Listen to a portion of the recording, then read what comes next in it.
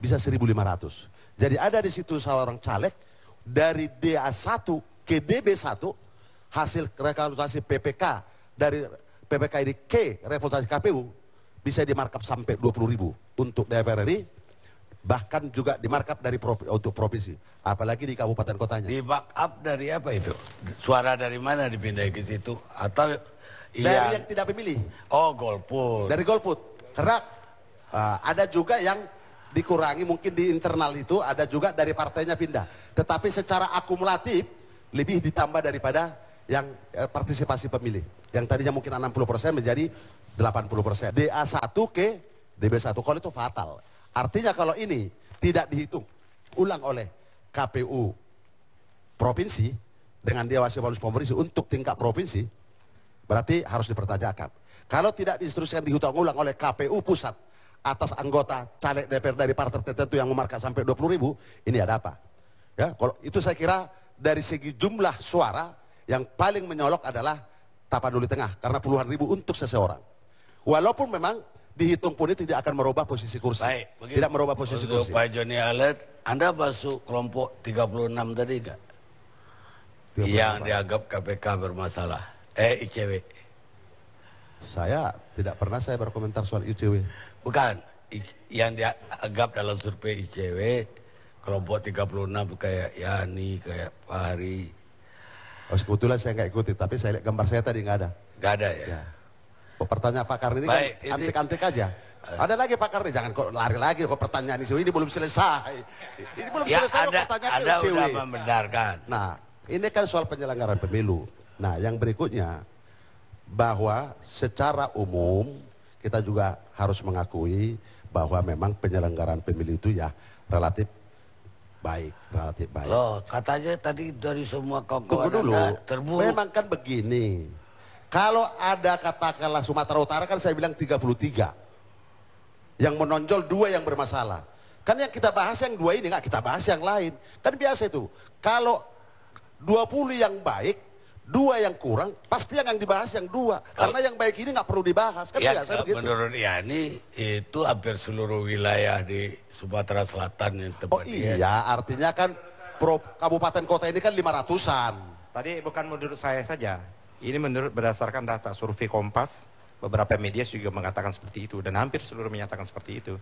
Mungkin di daerahnya Bang kita tidak, hampir seluruh meluas. Dan Bawaslu di kabupaten tempat saya menemukan fakta-fakta itu. Saya kan tidak memungkiri bahwa ada kejadian itu. Tapi menurut hemat saya tidak lebih banyak dari yang berjalan dengan normatif. Itu maksud saya. Itu bahwa itu Sumatera Utara. Ya. Saya kira juga dari riak-riak lain juga yang hanya menonjol-menonjol aja kan. Enggak, kalau di media enggak. Hampir masif. Dari 500 kurang lebih kabupaten kota di Indonesia. Saya kira ya Bawaslu nanti yang akan menjawab itu. Ya kalau ada bilang tadi suara yang golput pun bisa ditambahkan kepada caleg, salah satu caleg ya itu luar biasa. Oh iya, itu yang paling menyolok Pak Karni. Dan juga terakhir saya mengucapkan terima kasih kepada masyarakat Indonesia, khususnya masyarakat Sumatera Utara, Dapil 2 daerah kawasan Tapanuli, Palas, Nias, dan Tapanuli Selatan. Terima kasih Pak Karni. Baik. Kejadian ini pernah juga dialamin di Amerika ya.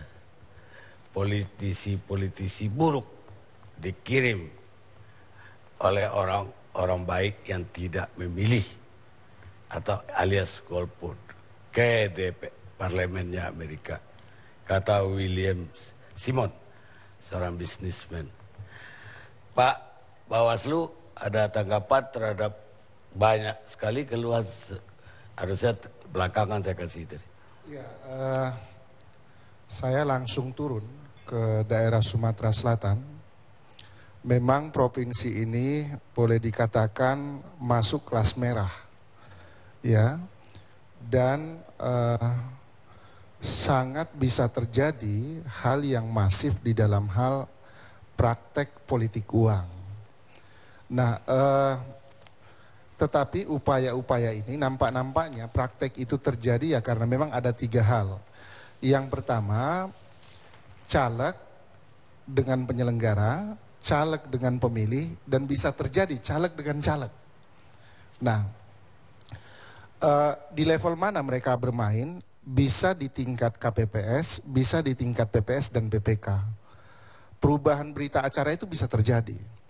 Ketika saya menyaksikan langsung rekapitulasi pleno di Provinsi Sumatera Selatan, ada hal yang aneh, kok jumlah suara sah partai politik ini lebih banyak jumlahnya ketimbang yang namanya pemilih yang menggunakan hak pilih. Nah begitu, itu temuannya.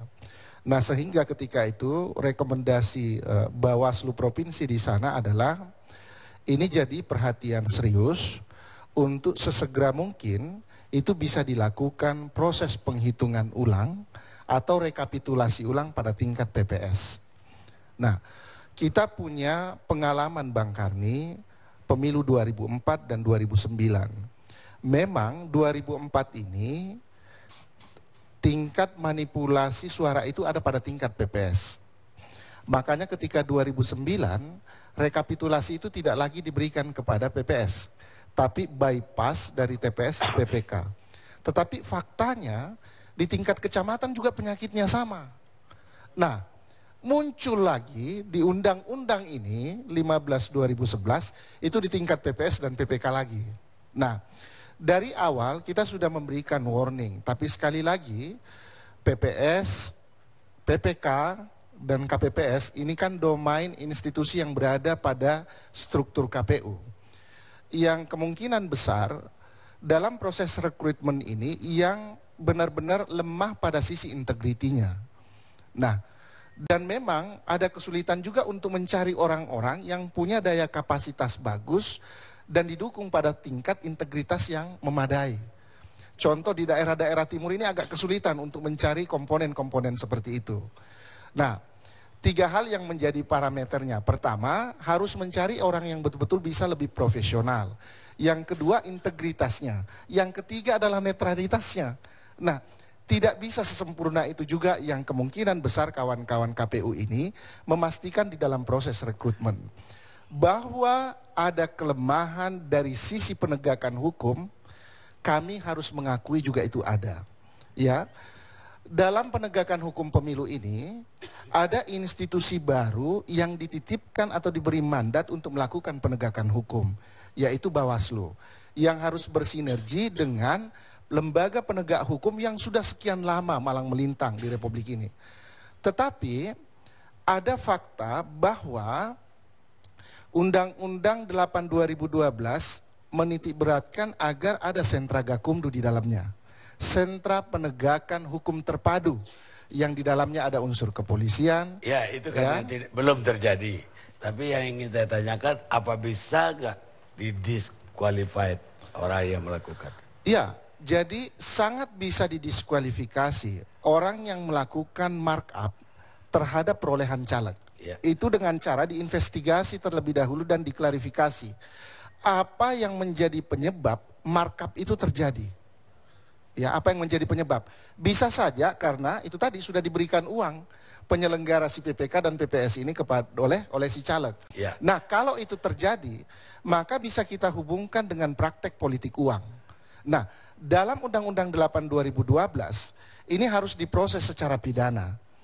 Kalau dia inkrah posisi pidananya melalui lembaga peradilan, barulah ia bisa dieksekusi, ya, diskualifikasi dia sebagai caleg yang terpilih. Ya, kita tahu sendiri kalau yang begitu inkrah aja bisa 5 tahun, berarti sampai selesai masa periode. Enggak juga, saya pikir enggak, karena ada masa yang tidak terlalu begitu lama, Bung Karni. Karena memang dia hanya sampai pada tingkat, kalau sistem peradilan pemilu ini, dia hanya sampai pada tingkat lembaga peradilan, pengadilan tinggi.